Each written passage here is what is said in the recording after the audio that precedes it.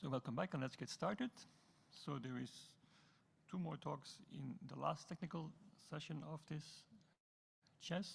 And I just want to remind you that after that there is a closing session in room B3 next door. So the session is entitled Whitebox II. We have 2 online talks. The first talk is entitled UpWB, an uncoupled architecture design for whitebox cryptography using vectorized Montgomery multiplication by Changwen Chen, Bohan Yang, Yanfeng Zhu, Jun Yu, Shuyong Yin, Guang Yang, Min Zhu, Xiaoyun Wei, and Naibo Liu, and Changwen Chen is the speaker.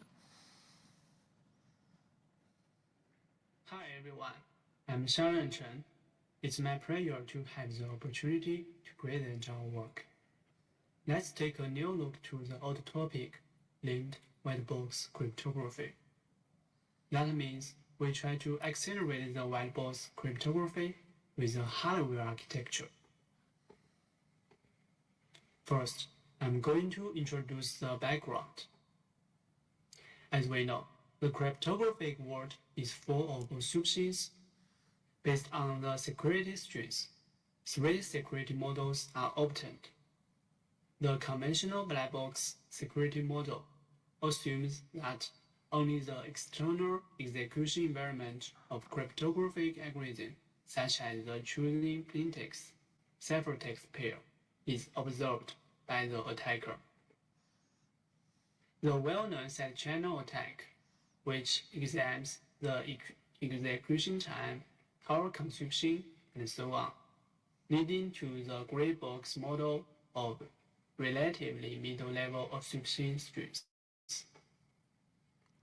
The white box model assumes that the hostile user has full access and control to the environment, such as manipulating memory addresses, content, execution flow, and so forth.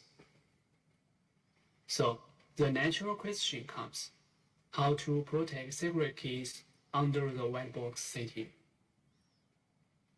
A promising technique is the so-called white box cryptography. It has 2 goals in general, including resisting key extraction attack and mitigating the code lifting attack. By combining lookup table with encoding techniques, one research line of WBC follows the CHES framework to provide white box implementation for the standard block ciphers. However, most of them are still vulnerable to some attacks, such as the differential computation attack. The related schemes include white box AES, DES, ECDSA, and so on. The CHES conference holds CTF computation on white box cryptography almost every 2 years. Unfortunately, the computation results show that there is no secure CHES-based white box implementation exists by now. Based on the notations of incompressibility and space hardness, the other research line devises new dedicated white box block ciphers to achieve provable security.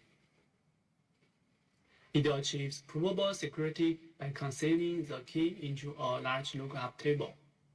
The table is generated from a reliable small block cipher. Typical schemes include space, SPN box, FPL, white blocks, and so on.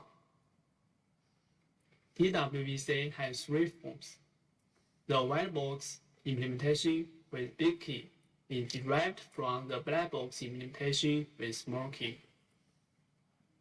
Despite its provable security strengths, space hard WBC also suffers from heavy computation overhead on general-purpose hardware platform.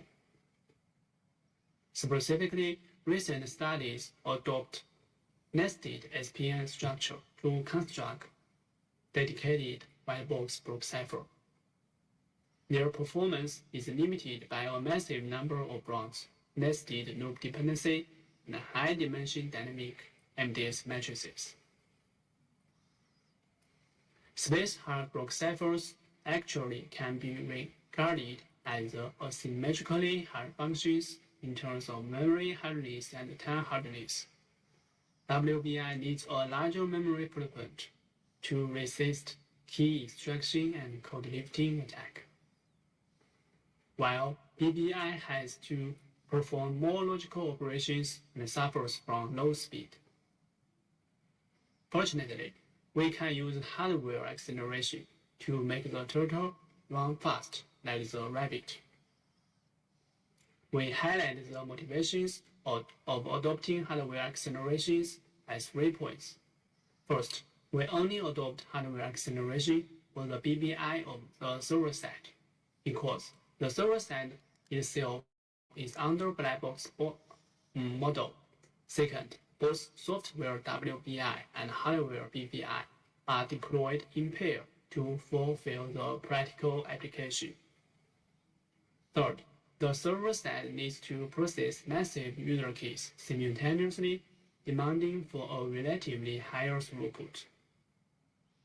Clearly, hardware accelerations bring profits of increasing the throughput to enable concurrent applications and facilitate fast key switching. Then, I will introduce our architectural design methods. We analyze several NSPN-based WBC to identify the underlying operations. The state in the targeted ciphers is organized in form of row vector containing T elements. Each element can be further divided into L bytes. The round keys are generated by a key derivation function, so that a key bit master key is expanded to many more round keys. Ri denotes the round count of inner round function. Ro denotes the round count of external round function. The nonlinear layer consists of T substitution boxes. Each box itself is a small-scale SPN-based cipher. The linear layer is actually the matrix vector multiplication between the state vector and the MDS matrix. The affine layer is the vector addition over the binary Galois field and is carry-free.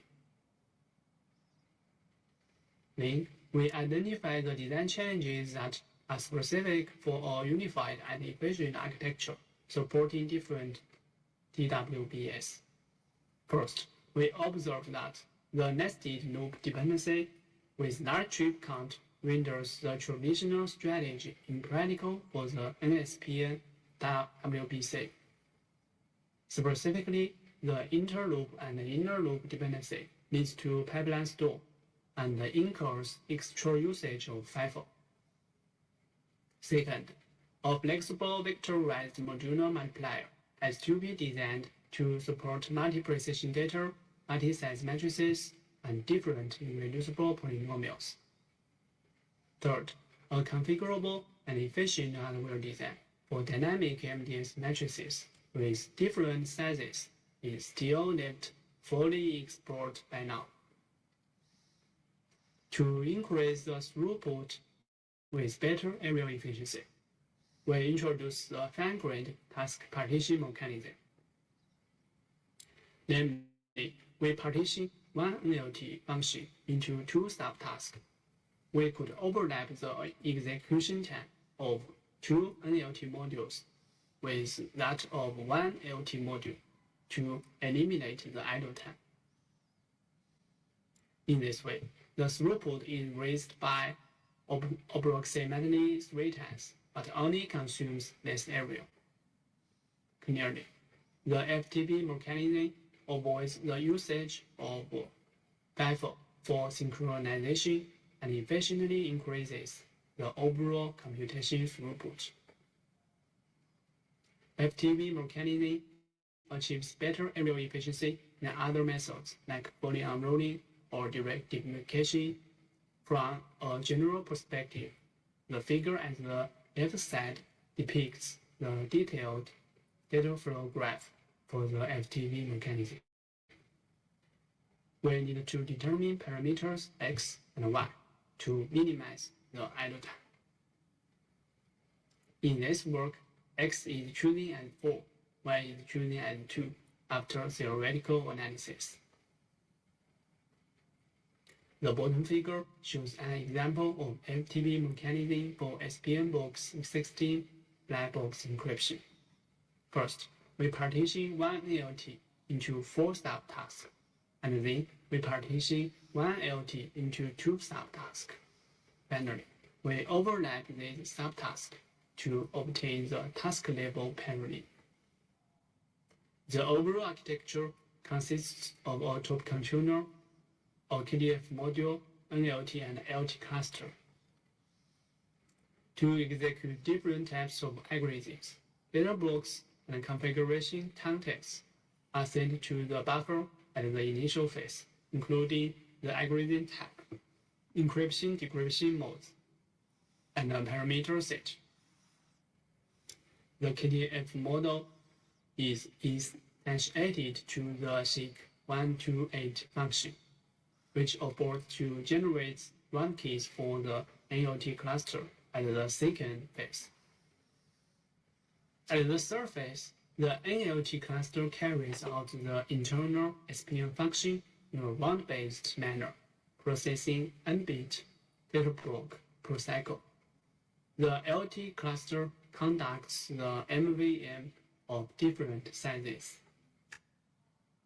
Afterwards, I will demonstrate the hardware operator design. Our goal is to devise a flexible vectorized modular multiplier. It can support multi-precision data, multi-size matrices, and different irreducible polynomials. We start from a forward Montgomery multiplication version. It only needs one iteration, but it lacks flexibility. If we split the forward operand B into chunks, the high-radix Montgomery version is obtained. But this one achieves a precision configurability for only one operand. If we further split the operand A and F into chunks, then the scalable Montgomery version is obtained. This one achieves precision configurability for 2 operands, but it cannot support vector modular multiplication. The figure at the left side shows the data flow and timing diagram for traditional systolic array-based multiplier. However, it doesn't notice that the addition over binary field is carry-free, and it incurs large pipeline latency. This work presents a vectorized Montgomery version. Both inputs and outputs are in form of vector. This version can achieve precision configurability for 2 operands and support vector modular multiplications. It can assemble PE with different functions to perform VNM of different sizes. Moreover, the configuration is almost redundancy-free. Next, we consider designing a configurable matrix vector multiplier. We explore 3 different methods. The row major MVM multiplies each row of matrix with a column vector like the schoolbook order. The column major MVM multiplies an element of vector with a column of matrix and then accumulates the vector product. The diagonal major MVM multiplies the rotated state vector with each diagonal of matrix and then accumulates the vector product in sequence. We should consider the comprehensive matrix of area, flexibility, and performance to determine the data flow structure. Finally, we select the diagonal measure mapping case because it matches the round-based processing manner and achieves ring-ship lightweight connection. Although the folding mechanism can reduce the aerial cost and improve the frequency, it also brings the price of much more consumption of clock cycle.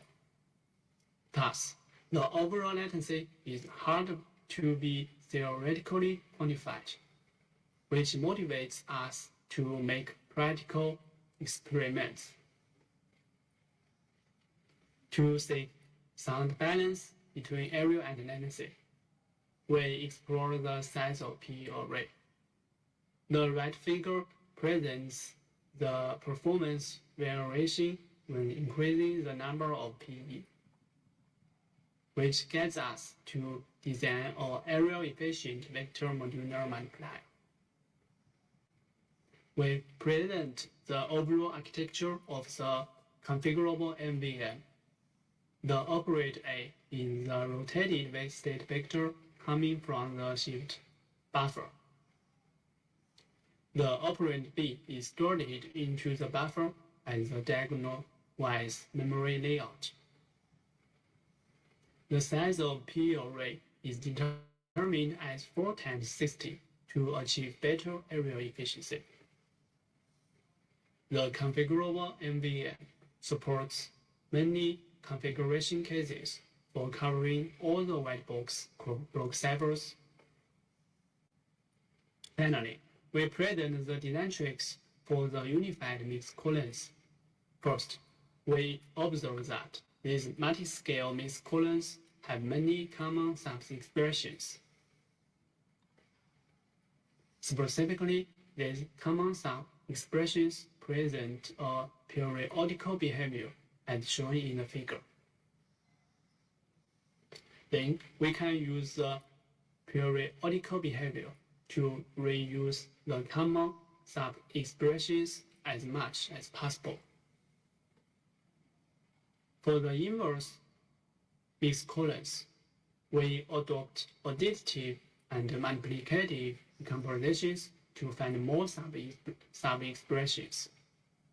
Besides, we develop a generator to design the constant modular multiplier based on the backward search framework.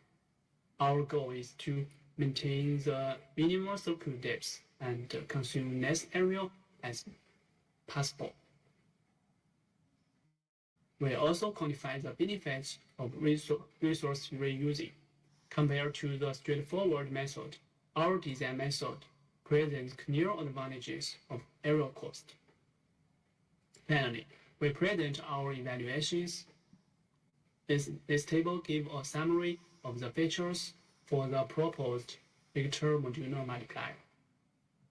The cycle count is unpaired to the alternative methods. The graded path is short. Our design brings 3 dimensions of flexibility. It also needs no pre-computation. Last but not least, it only needs constant multiplexer cost, which is independent of the configuration complexity. Next, we also consider the effects of our configurable design. This figure quantifies the areal variation for individually implementing random MDS matrices generated by different scanners. The areal accumulation of several generated matrices already overtakes our design, which reveals the profit of our configurable method. We make both FPGA and ASIC evaluations on the overall architecture.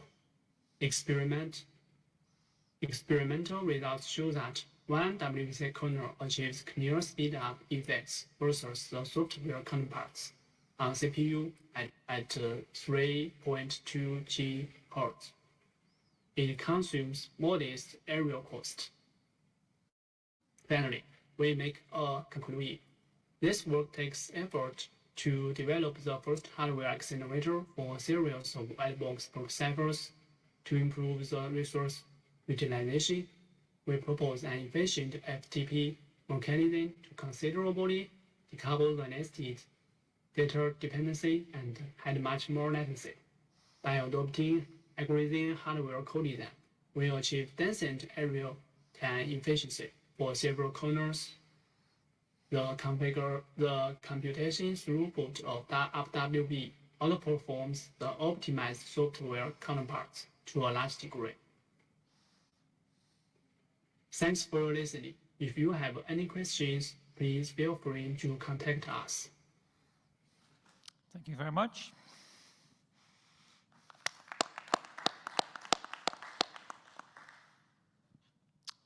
If there is questions, I see that the author is actually present in the Zoom session, so if you would have questions, I can try to convey them. But so there's no questions. I'd like to thank the speaker again. Thank you very much. And you have the email address to send your questions if you have them later. So we move to the final talk, technical talk for CHES in this session. Hi, everyone.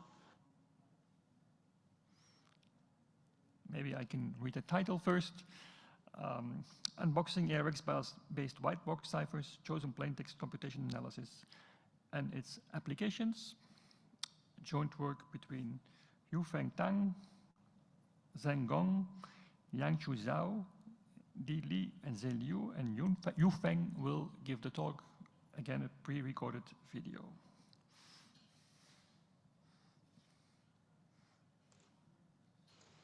Hi, everyone. My name is Yufeng Tang. I'm a PhD student at the School of Computer Science, South China Normal University. Today, I'm presenting our research titled Unboxing ARX-based whitebox ciphers, chosen plaintext computation analysis and its applications. This work was joined with Zheng Gong, Liangju Zhao, Di Li, and Zhe Liu.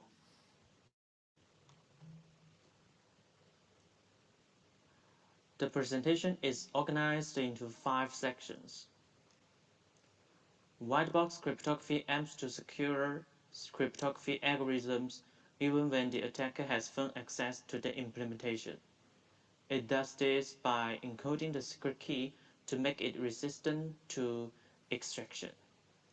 Various frameworks exist, such as CEJO, self-equivalence, and implicit function, which apply different methods to hide the key, including using lookup tables and multivariate polynomials. To understand how this encoding works, consider an input and output encoding, denoted as I and O, applied to a table T. The encodings between the successive tables are pairwise cancelling. This encoding network allows the cryptography function to be encoded throughout its encryption, making it resistant to direct attacks. There are 2 primary types of attacks on whitebox implementations: structural attacks and automatic attacks. Structural attacks, also called algebraic attacks, involving recovering encodings to extract the secret key, and require detailed reverse engineering. Automatic attacks, such as differential computation analysis, perform statistical analysis on computation traces without needing knowledge of encoding details. Differential computation analysis, introduced at CHES 2016, leverages computation traces from whitebox implementations to perform a statistical analysis. By correlating these traces with hypothetical intermediate values, DCA can reveal sensitive information such as the secret key, particularly when the implementation lacks sufficient countermeasures. Here, we compare the security of different whitebox cryptography frameworks. For example, CEJO and self-equivalence frameworks have both been broken by algebraic attacks, while DCA resistance is also compromised in these frameworks. it remains unknown for implicit function-based frameworks. The self-equivalence framework involves applying the affine self-equivalence of the export layer, ensuring that the encryption remains consistent across different runs. For example, in a Whitebox spec implementation, this framework is used to hide the key within the encryption runs by applying affine equivalence, making it difficult for attackers to retrieve the key.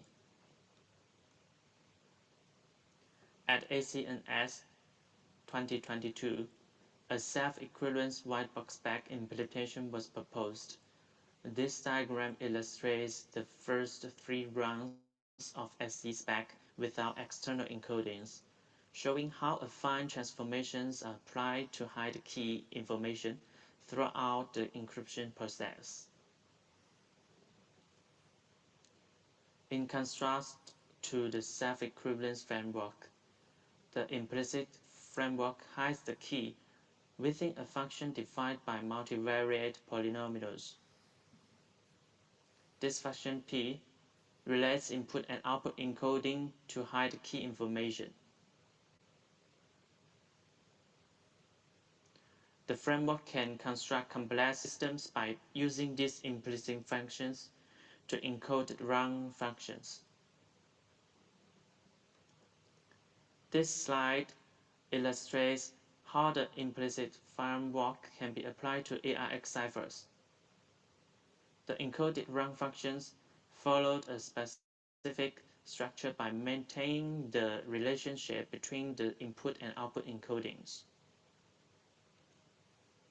This diagram illustrates the first 2 runs of IF spec without external encodings.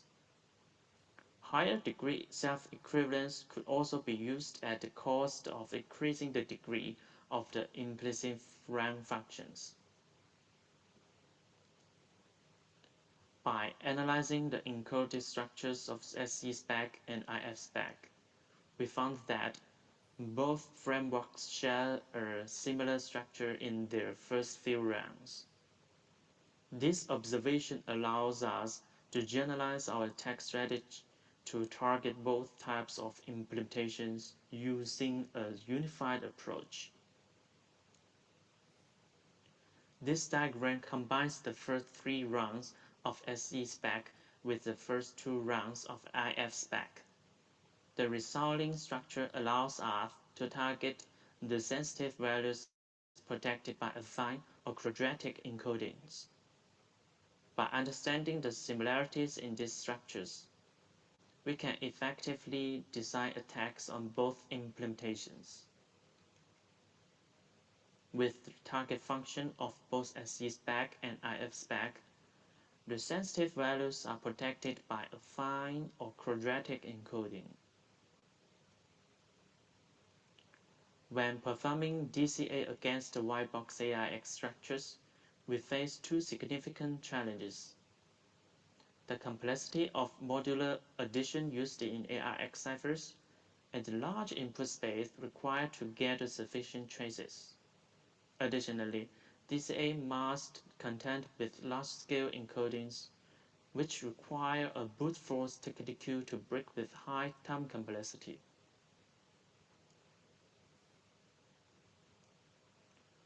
Chosen plaintext computation analysis is a method that involves selecting specific plaintext, analyzing the resulting computation traces, and refining key guesses.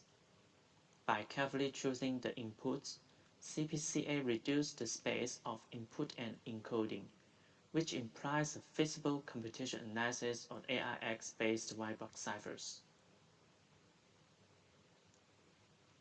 The key component of CPCA is the reverse function, which is used to select the plaintext that will maximize the effectiveness of the attack. This reverse function is constructed by inverting parts of the cryptography algorithm, which allow us to generate plaintexts that are particularly sensitive to the key we are trying to guess. This diagram illustrates a reverse function and the relationship between the chosen inputs and the chases. When the key guess is correct, the collected chases align with the outputs of the encoding function. If the encoding is affine, the output will be a linear combination of the guessed values. If the encoding is quadratic, the output will follow a degree 2 algebraic normal form. Incorrect guesses, on the other hand, will result in random correlations. To simplify the attack, we can perform partial key recovery by focusing on smaller segments of the key, such as nibbles. This slide shows how nibble sliding attacks can be used to reduce the key space incrementally, making it easier to identify the correct key in a step-by-step process. Once we have narrowed down the key space using partial key guesses, we can further verify the key by analyzing individual bytes. Byte key verification allows us to confirm the correctness of our key guess, improving the overall success rate of the attack. The process of key recovery between partial key guess and byte key verification. This iterative approach ensures that we refine our key guess at each step, eventually leading to the complete recovery of the secret key.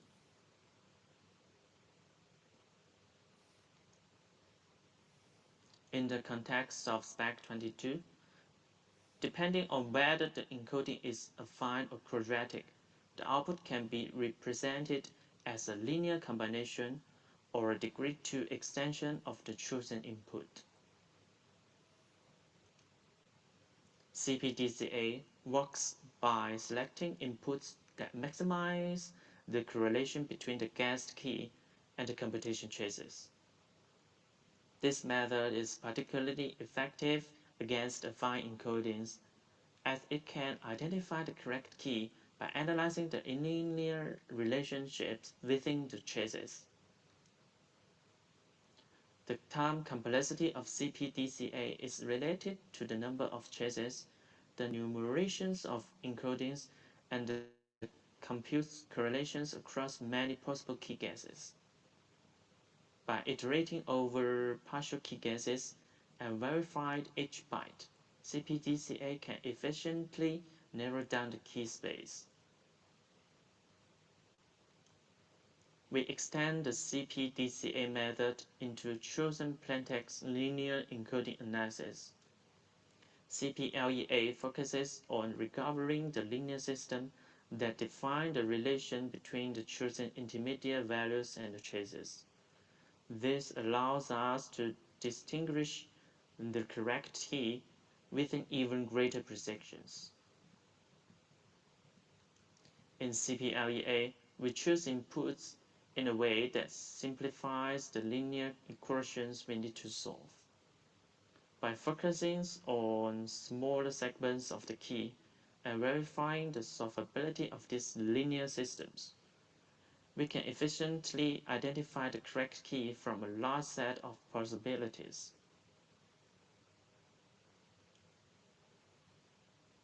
The time complexity of CPLEA is primarily determined by the Gauss elimination steps required to verify the linear systems. By choosing inputs that minimize the number of required operations, we can reduce the overall time complexity, making CPLEA an effective attack against affine encodings. For nonlinear encodings, we extend the linear analysis to higher degree polynomials, resulting in chosen plaintext higher degree encoding analysis. These methods solve higher degree linear equations to recover the key, making it effective even against encoding that involve quadratic or higher degrees. In our practical attacks, we construct chosen inputs by manipulating the block size and encoding parameters. These parameters are carefully selected to maximize the effectiveness of the CPCA methods. We conduct simulations to test the effectiveness of CPCA against both SE-spec and IF-spec implementations. These simulations target the outputs of affine encodings and demonstrate that both CPDCA and CPLEA could successfully recover the secret key. The results confirm the vulnerability of these implementations to our proposed attack. The SE-spec and IF-spec were implemented using open source scripts. These results revealed that IF-spec requires more computational resources. Our practical attacks on SE-spec and IF-spec demonstrated that both implementations could be compromised using CPDCA, CPLEA, and CPHDEA. The time complexities of these attacks were found to be feasible, even for larger block size and quadratic encodings. These results revealed the vulnerability of ARX-based whitebox ciphers to CPCA.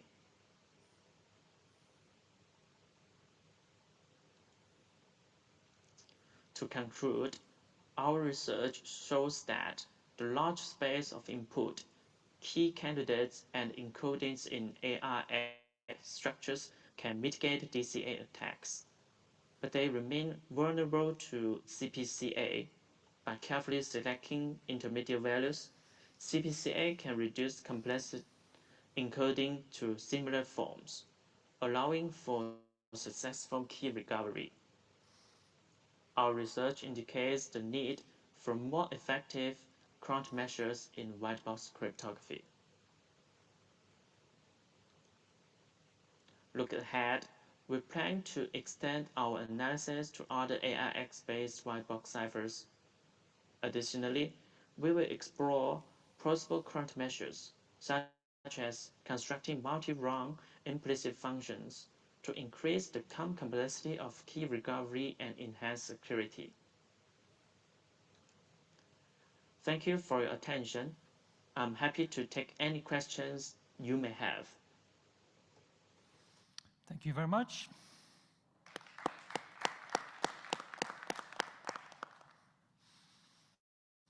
I don't know whether there are questions, but I don't see the speaker online, so I propose that if you have questions, you contact the authors of the paper and have a discussion with them over email or online. So that concludes the session on Whitebox, or the sessions on Whitebox, and also concludes the technical part of CHES, but there will be still closing remarks in the room next door, B3, at 4:30. Thank you.